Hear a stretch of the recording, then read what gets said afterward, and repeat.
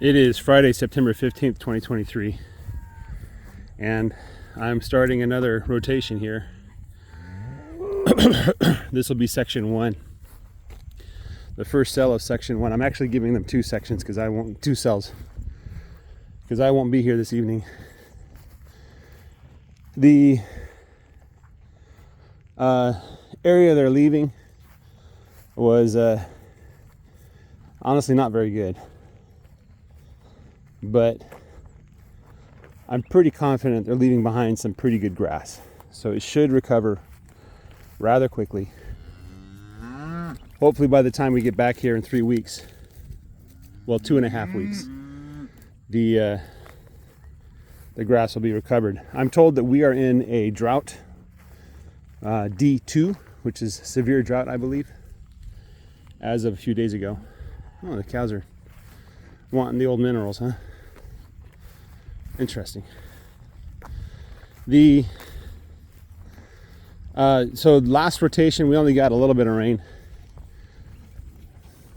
probably less than a 1/4 inch total, definitely less than 1/2 inch. Look at all those flies.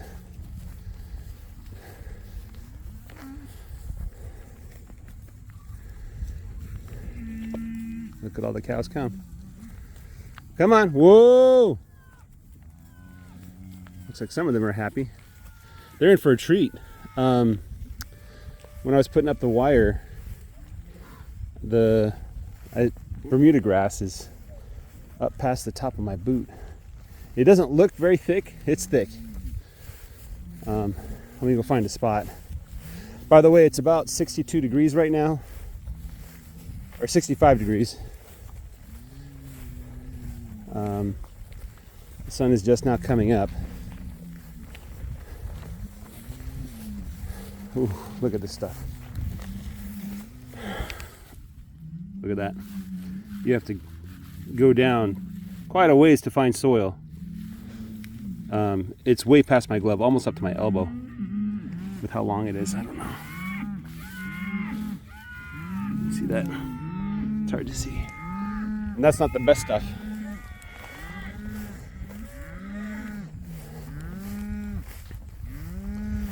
So I got a little formula in my head now about when to graze. And it goes something like this. If you have no grass or very little grass, don't graze because you've got no grass or very little grass. You need to let that grass grow and establish itself before you start chomping on it. If you've got some grass, but I would say less than a foot, right? You probably shouldn't graze, right? Depending on the type of grass, obviously. Bermuda grass doesn't get tall, it just kind of gets thick. That's because you need to let the grass grow. If you've got grass, but not enough that if you grazed it, you would leave behind lots of grass, then don't graze.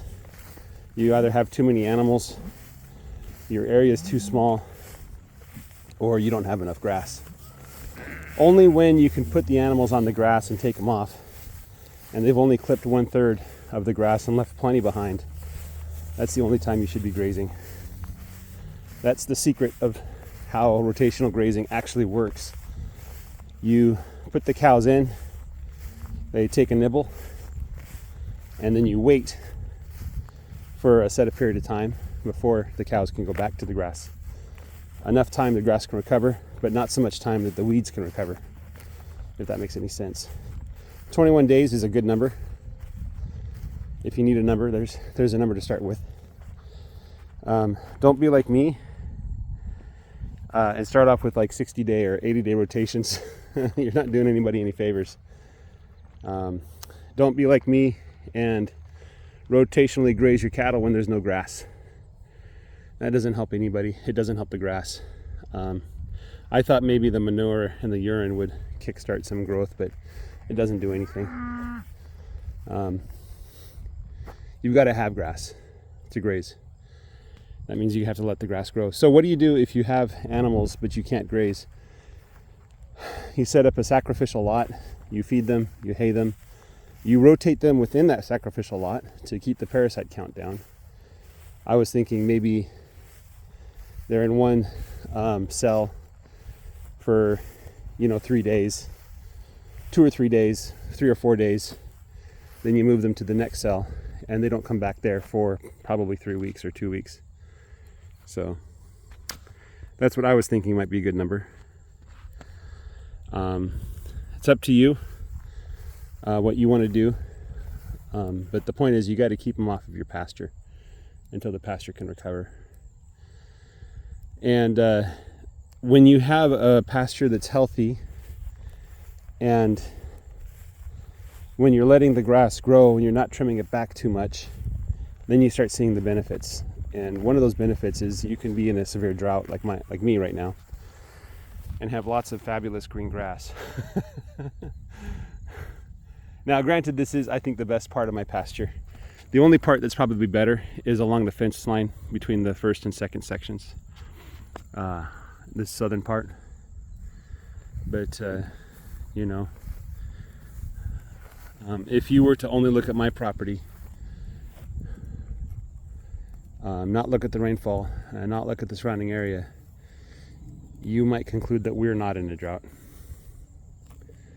That we might be a little light on the rain, or it might have gotten a little bit too hot for the grass, or maybe I overgrazed a little bit, but you probably wouldn't think that we're in a drought, but we are. You might also be wondering, like, how can they say that we're in a drought when we've been getting rain? Well, the amount of rain we've been getting is so little that if the grass and the plants can't put that underground almost immediately, it's just going to evaporate by the afternoon and be gone. So you need the roots to bring the water down. You need the plants to pierce the soil. Ooh, the sun's coming out of the clouds. All right, that's all I got for you guys today. Starting a rotation. 21-day rotation. So 21 plus 15 is 36, minus 30 for September. So we will be done on October 5th. That will be the last day of the rotation.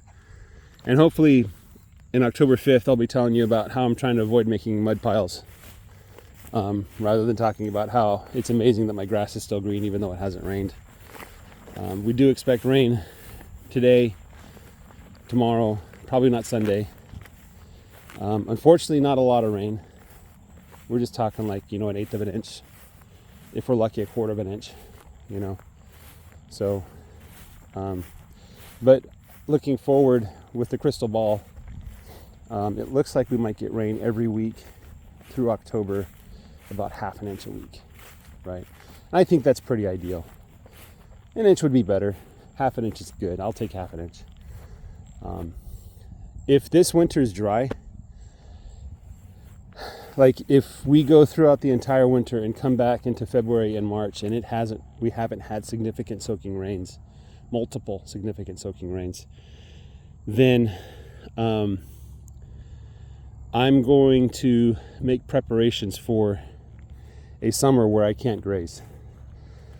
Because if the water doesn't get down back into the soil like it did not in 2021, the winter of 2021-2022, then that summer I'm not going to have anything growing in my field. It's just going to be dry and dead. And so I have to be prepared for a summer with no grass at all if we don't get good rains this winter. So that's something I'm going to think about. If we do have a dry winter, I might just be very cautious with how much hay I give them. And maybe I'll bring in feed to keep them around. I don't plan on selling any cows, not this year. That's the reality. That's what I have to plan for. So I don't think it's going to happen that way. I looked at the rain patterns over a long period of time, and the pattern that my eye detected was that we would have droughts, sometimes significant droughts, and then the rainfall would increase a little by each year. Each year would get a little more. And then we'd hit a year where we just get way too much rain, and then the next year would be a drought. So I did not expect to get a lot of rain this year, based on that pattern. I don't expect to get huge amounts of rain in the winter, but I do expect enough to keep the pasture going. Next year should be even better. The year after that should be better. But I'll make a prediction that in about 6 years we're going to have another significant drought. So probably not as bad as these 3 droughts back to back, but